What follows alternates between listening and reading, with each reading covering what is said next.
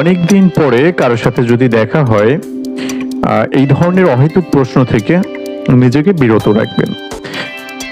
দেখা গেল হুট করে আপনি কেমন আছেন বলার পরে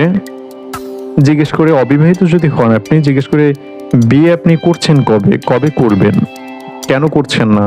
স্বাস্থ্যের একটু উন্নতি হলে, আপনি কি মোটা হয়ে গিয়েছেন, না আপনি অনেক চিকন হয়ে গেছেন, চাকরি করলে প্রমোশন কবে পাবেন, আবার বেকার বসে থাকলে আচ্ছা আপনি চাকরি কবে করবেন,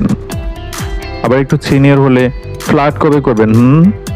এই ধরনের অহেতুক এবং অশোভন প্রশ্ন করা হয় অনেক দিন পর কারোর সাথে দেখা হলে। অথচ অনেক দিন পর কারোর সাথে দেখা হলে কি সুন্দর সুন্দর প্রশ্ন কুশল বিনিময় করা যায়, কত সুন্দর আলোচনা করা যায়, শিল্প, সাহিত্য, রাজনীতি, ধর্ষণ, ঘোরাঘুরি, জীবন